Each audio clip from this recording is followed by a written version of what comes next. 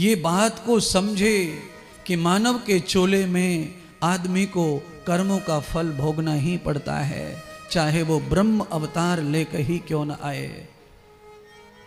इसलिए हे मानव, तू कर्म के फल भोगने में असंतुष्ट मत हो।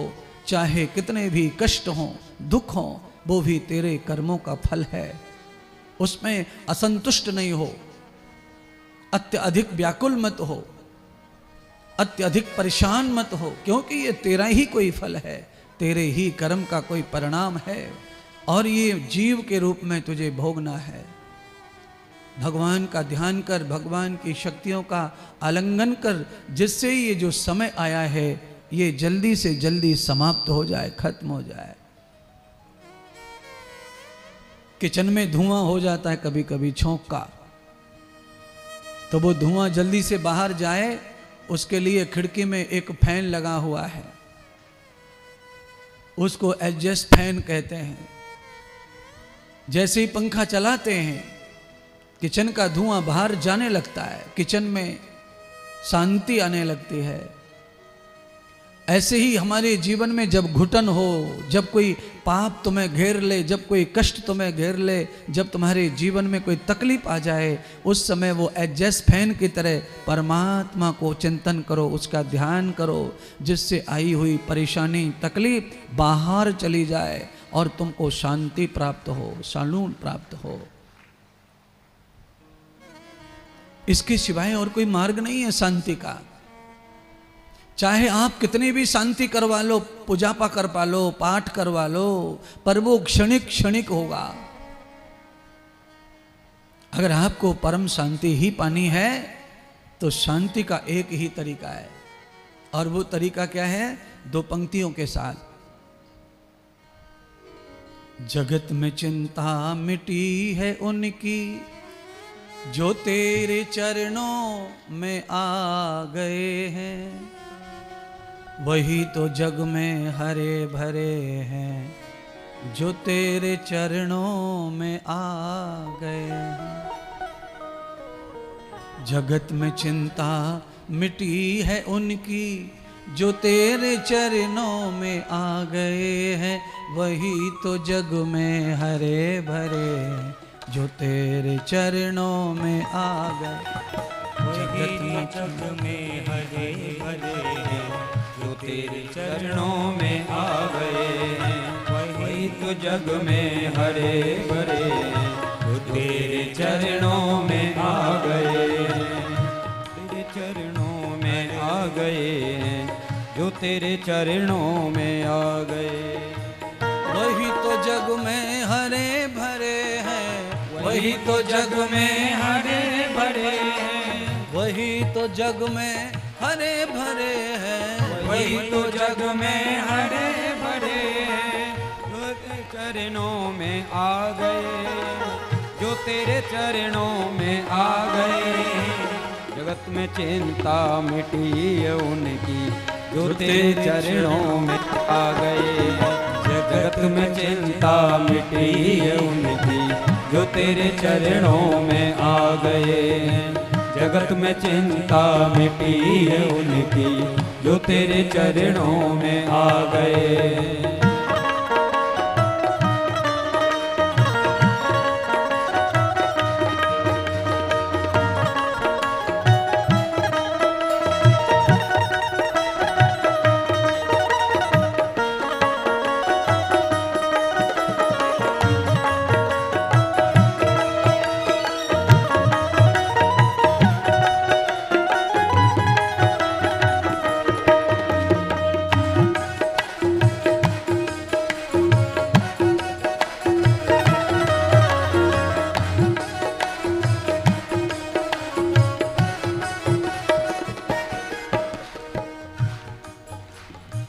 न पाया तुझको वजीर बनकर, न पाया तुझको वजीर बनकर। राजा बन के भगवान को अगर पाया जाता तो सब राष्ट्रपतियों को भगवान मिलता। न पाया तुझको वजीर बनकर, न पाया तुझको वजीर बनकर। न न पाया तुझको फकीर बनकर, न पाया तुझको फकीर बनकर। आप कल्पना करिए, फटे कपड़े में भगवान मिले तो भी सब दुनिया फाड़ ले कपड़े। न पाया तुझको फकीर बनकर, न पाया तुझको फकीर बनकर, न पाया तुझको फकीर बनकर, न पाया तुझको फकीर बनकर। वही परम पद को पा गए हैं, वही परम पद को पा गए हैं। चरणों में तेरी जो आ गए हैं, चरणों में तेरी जो आ गए हैं। जगत में चिंता मिटी है उनकी, जो तेरे चरणों में आ गए। जगत में चिंता मिटी है उनकी, जो तेरे चरणों में आ गए। वही तो जग में हरे भरे हैं, वही तो जग में हरे भरे, जो तेरे चरणों में आ गए, जो तेरे चरणों में आ गए। वही तो जग में हरे भरे हैं, जो तेरे चरणों में आ गए। वही तो जग में हरे भरे, जो तेरे चरणों में आ गए। वही तो जग में हरे भरे, जो तेरे चरणों में आ गए। जो तेरे चरणों में आ गए हैं, जो तेरे चरणों में आ गए। वही परम पद को पा गए। प्रहलाद की किस में गिनती करें? प्रहलाद न तो फकीर था न राजा था, वो तो एक बालक था। पर उसको कौन सा पद मिला? परम पद। ध्रुव 5 वर्ष का बालक था, उसे कौन सा पद मिला? परम पद। चंद्रमा के बगल में जाकर के ध्रुव को आसन दिया भगवान विष्णु ने, और वो ध्रुव स्टार बन गया, ध्रुव तारा बन गया। पंडाल में बैठे हुए हो, दुनिया भर का बासा ताजा खा खा के पेट खराब कर रखे। तुमने कभी नहीं सोची कि तुम भी स्टार बनो? टेढ़ा मेढ़ा नाच दिखाकर बंबई में दुनिया भर के स्टार बन रहे, अलवर में एक भी स्टार नहीं दिख रहा है। हाँ? स्टार का अर्थ क्या है? स्टार का अर्थ है रात में भी चमकने वाला। तो रात में क्या चमकता है? रात में चमकता है यश, कीर्ति, सेंट की खुशबू, फूलों की खुशबू हवा के साथ साथ एक दिशा की ओर जाती है। पर सत्कर्मों की खुशबू 10 दिशाओं में बिना हवा के जाती है। ये स्टार है, ये चमकता है।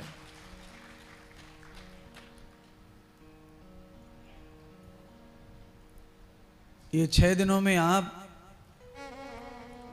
पंडाल में कितने, पंडाल में 80% लोग ऐसे हैं जो शायद गुप्ता परिवार को पहले जानते नहीं होंगे, पर इस कथा की वजह से 6 दिन में देखो 100% जान गए सब। ये स्टार बनाने की क्रिया है कथा, ये धर्म, ये अनुष्ठान, ये आदमी को कैसे ऊपर लाता है, कैसे ऊपर लाता है, कैसे ऊपर लाता है।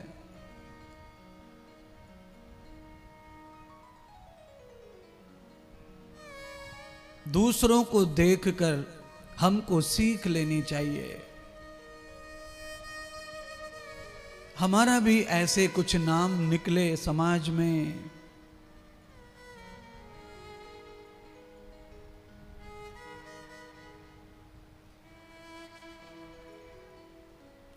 कुछ कर्म हमसे ऐसा होना चाहिए। आज भगवान ने अनन्य लीलाएं की ब्रज में, गोकुल में। उन लीलाओं में से एक लीला तो कल हो गई दही अंडी की। भगवान ने दही की मटकी को फोड़ा। क्यों फोड़ा? आप बताओ। घर में बच्चा दही की मटकी फोड़ दे, उसे कोई अच्छा कहेगा? उसको कोई धन्यवाद देगा? पर भगवान को धन्यवाद प्राप्त हुआ, क्योंकि गोपियों ने इतना लालच कर लिया था, इतना लोभ कर लिया था कि दही, दूध, मक्खन, घी अपने औलाद को भी नहीं खिलाती थी। भरा कपड़ा बांधा और छींके पे लटका दिया, भरा कपड़ा बांधा छींके पे लटका दिया। अब तो ऐसा नहीं है माताओं के अंदर, पर पुराने जमाने की माताएं, जब हम छोटे थे तब ऐसा घरों में बहुत चलता था। कपड़ा बांधा मटके से और लटकाया छींके पे। बच्चा साड़ी पकड़ के रो रो के थक गया, पर मम्मी ने ना दिया, क्योंकि धन का अभाव, संपत्ति का अभाव होने के कारण माताएं पहले तीज त्योहार के लिए बचा के रखती थी घी। पहले कढ़ैया घी में ही होती थी, पूड़ी पानी। तेल का भी आविष्कार नहीं था ज्यादा, सब घी में ही पकता था। मेरे बचपन के बाद बहुत बाद तेल का आविष्कार हुआ ज्यादा, नहीं तो पहले लोग तेल भी खाते नहीं थे। पहले दाल का प्रयोग ज्यादा था, सब्जी का प्रयोग कम था, तो दाल में छोंक देने का तरीका अलग था और आज तरीका पूरा अलग है। पहले भूबर में, चूल्हे में मिट्टी का दिया डालते थे गरम करने के लिए, उसमें घी और जीरा तड़क के दाल में डालते थे। अलवर में छोंक लग जाए तो जयपुर में खांसी और छींक मारे खुशबू के मारे। अब सुसरा टमाटर अलग, लौंगड़ी अलग, मसाले अलग, लंबो पत्ता अलग, टेढ़ो पत्ता अलग, हरो पत्ता अलग, कढ़ी पत्ता अलग, सबरो ठूस दी और बगीचो, तब भी 2 टके की दाल ना बनती महाराज। आज भी मैं चैलेंज कर रहा हूं, आज भी मिट्टी का दीवला दे दो भूबर में, चूल्हे में गरम कर लो और उसमें घी डाल करके जीरा और हींग डाल के तड़का मार दो, देखो कमाल। मैं कहता हूं तुम्हारे मरे हुए पितर भाग के आ जाएंगे अलवर में लौट के ला दार खवा।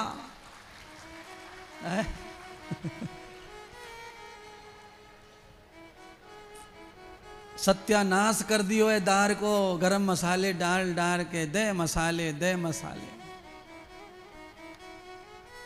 आजकल महिलाओं को, हलवाई को लगता है कि हर चीज में मसाला ठूसना जरूरी है, सब मसाले का स्वाद है ना। दाल में मसाले नहीं चाहिए, दाल हमेशा अलोनी चाहिए, नमक, हल्दी और जीरा हींग, बस 4 आइटम चाहिए उसमें। फिर तो खाए जाओ और दीवला के गुण गाए जाओ।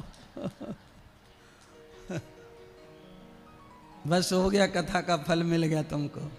है जब से लाश सी बैठे जैसे मर गए सबरे इनके।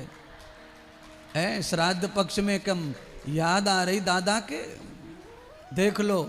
है इसको कथा कहते हैं, इसे सत्संग का फल कहते हैं। चेहरे कैसे खिल गए, जैसे 5-5 करोड़ रुपए आए अभी अभी तुरंत खाते में।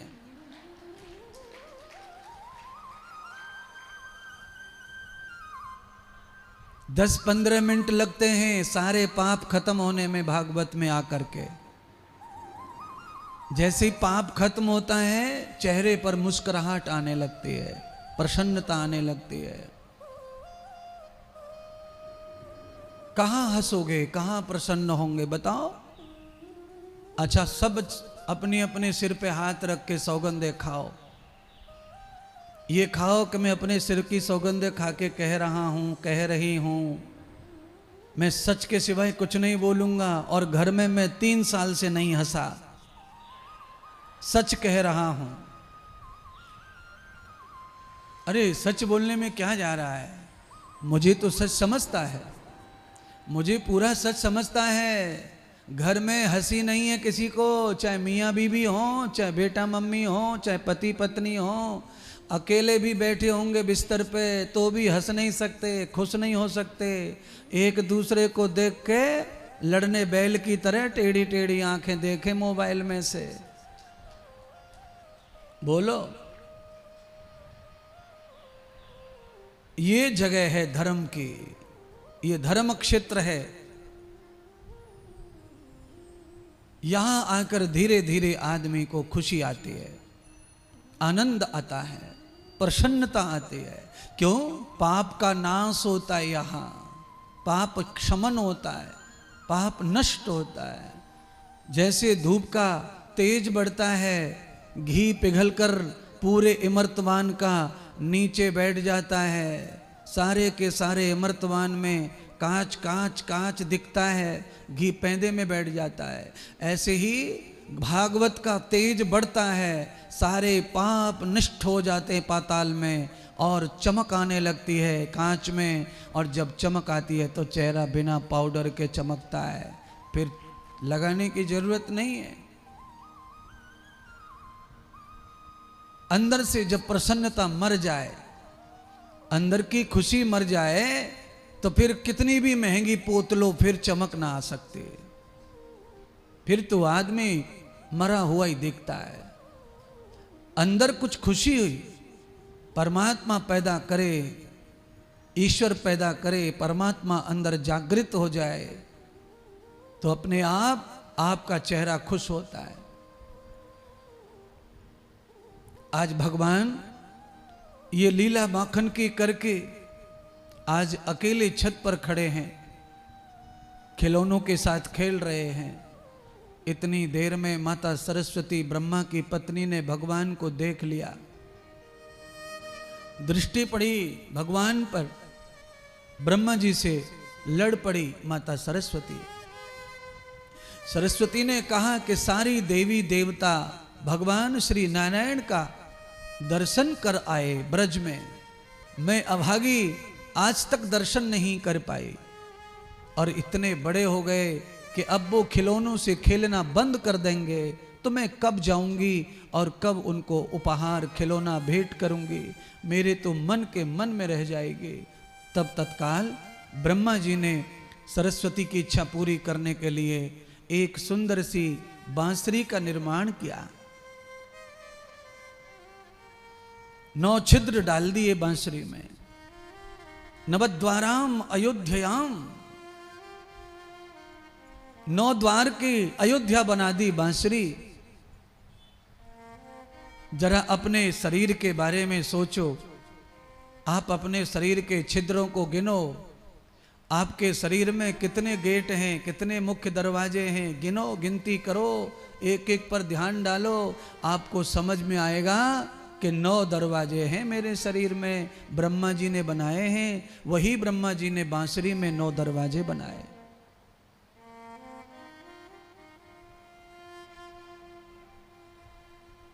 नौ दरवाजे का पिंड बना दिया बांसुरी का। सरस्वती ने आकर भगवान के अधरामृत पर होठों पे लगाई बांसुरी और भगवान से प्रार्थना की, प्रभु इस लकड़ी में जान डाल दो, प्राण डाल दो। बनाने वाले ब्रह्मा हैं, पर ब्रह्मा पालन नहीं कर सकते। अपने पेट से पैदा करके ब्रह्मा की सृष्टि समुद्र में डूब गई, तब भगवान विष्णु ने ही बराह अवतार लेकर के सृष्टि बचाई, पालन किया ब्रह्मा की सृष्टि का। तो आज ब्रह्मा की बनाई बांसुरी को ब्रह्मा कैसे प्राण डालेंगे? प्राण तो परमात्मा नारायण के चरणों में है, परमात्मा कृष्ण के चरणों में है। निर्माता ब्रह्मा है, प्राणदाता तो परमात्मा कृष्ण है। जैसे होठों पे बांसुरी आई है, मानो बांसुरी में सारी दुनिया के राग पैदा हो गए, अनुराग पैदा हो गए। ऐसे स्वर बांसुरी में बजाए परमात्मा ने, फूंक मारी, स्वर तो अपने आप निकलते हैं प्रभु की वाणी से। कोई कोई आदमी का बोल, कोई कोई आदमी का वचन, कोई कोई आदमी की बातें इतनी प्यारी होती हैं कि बस सुनते रहो, सुनते रहो, सुनते रहो। कोई खाने का मत बोलो, कोई उठने का मत बोलो, बस सुनते रहो। ऐसी वाणी है किसी किसी की। ऐसी वाणी के कौन मुखिया हैं? परमात्मा कृष्ण मुखिया है। अनंत बांसुरी बजाई भगवान ने।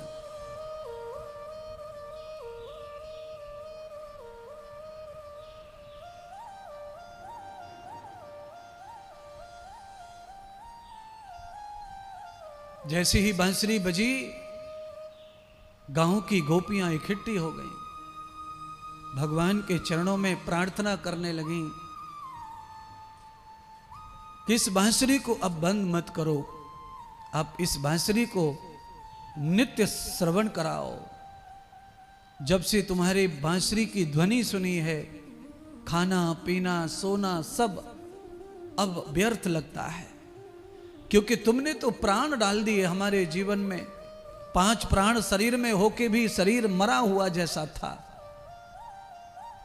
भागवत के वचन जब कान में आपके पड़ते हैं तो चेहरा कैसे मुस्कुराता है, क्योंकि चेतना चाहिए प्राणों में, केवल प्राणों से कुछ नहीं होगा। ये गुब्बारा आपके सिर पे लटक रहे हैं ना, इनमें चेतना है, वायु भरी हुई है। जैसे वायु रहेगी नहीं तो ये गुब्बारे देखने के लायक नहीं रहेंगे, इनकी उछल कूद बंद हो जाएगी, आपकी भी बंद हो जाएगी। गोपियों ने भगवान के चरणों में प्रार्थना की कि अब हमारे प्राण हर मत लेना, तुमने बांसुरी नहीं बजाई मतलब हमारी मृत्यु हो जाएगी। गोपियां प्रार्थना कर रही हैं। आप भी इंतजार कर रहे हैं, मैं भी समझ जाता हूं आपको।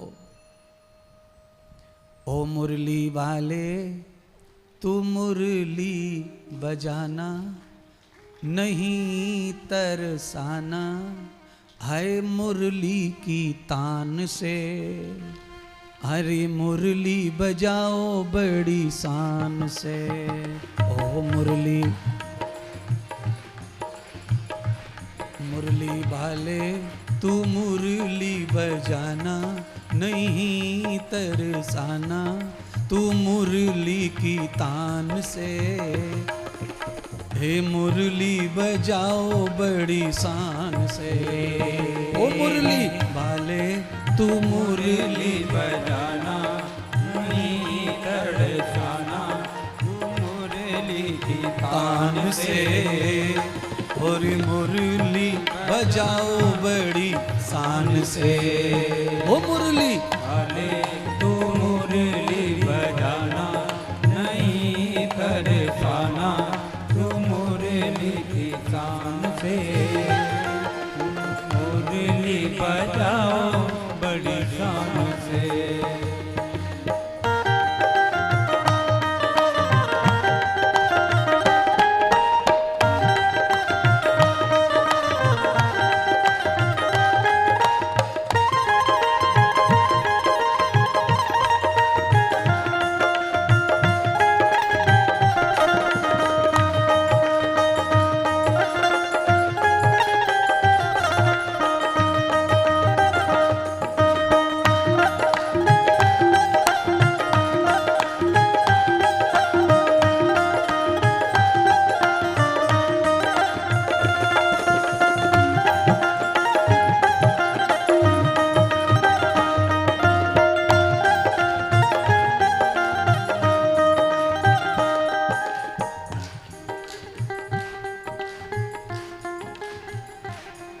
हाँ मुरली बजाई तुमने यमुना किनारे।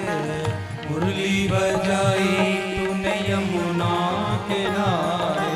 ओ बाबा के मन को भा गई। मुरली बजाई तुमने यमुना किनारे। ओ बाबा के मन को पा गई।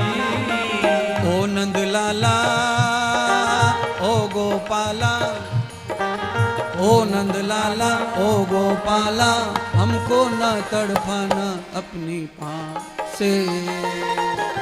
हे मुरली बजाओ बड़ी शान से।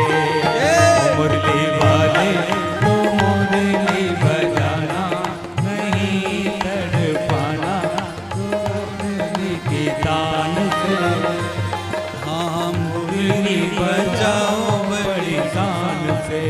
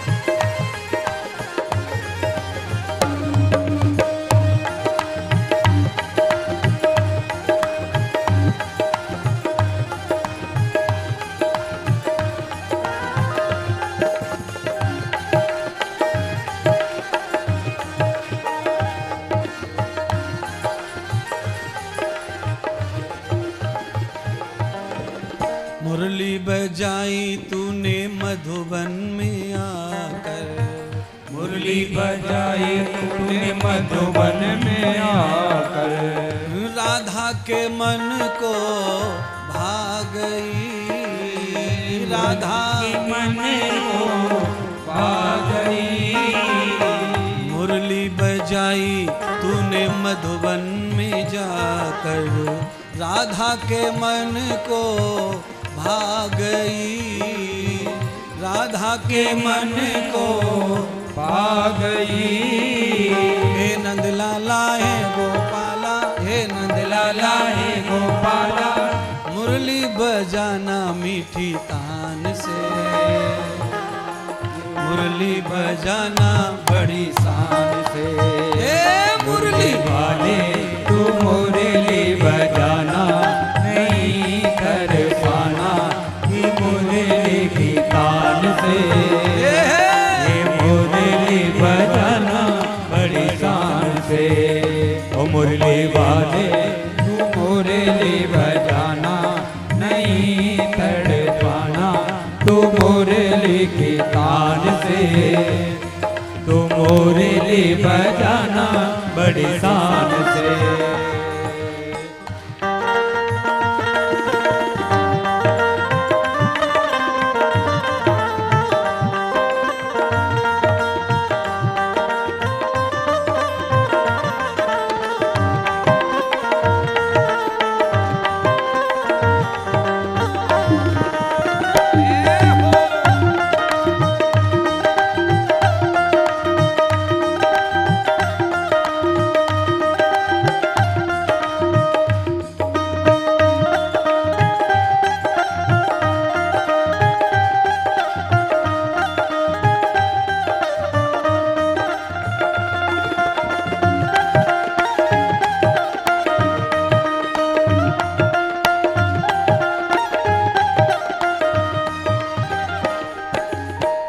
मुरली बजाई तूने आज कथा में, मुरली बजाई तूने आज कथा में। ओ गुरु जी के मन को भा गई, गुरु जी के मन को पा गई। ओ नंद लाला ओ गोपाला, ओ नंद लाला ओ गोपाला, अब तू ना तरसाना अपनी तान से। हाय मुरली बजाओ बड़ी शान से। ए मुरली वाले तू मुरली बजाना नहीं कर पाना, तू मुरली की तान से। तू मुरली बजाओ बड़ी शान से। मुरली वाले तू मुरली बजाना नहीं कर पाना, तू मुरली की तान से।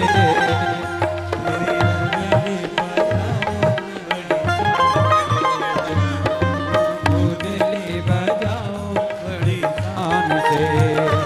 मुरली वाले तू मुरली बजाना नहीं तरसाना, नहीं तरसाना से मुरली बजाओ बड़ी शान से। प्रभु मुरली बजाओ बड़ी शान से। ओ प्रभु मुरली बजाओ बड़ी शान से। बोलिए श्री मुरली मनोहर भगवान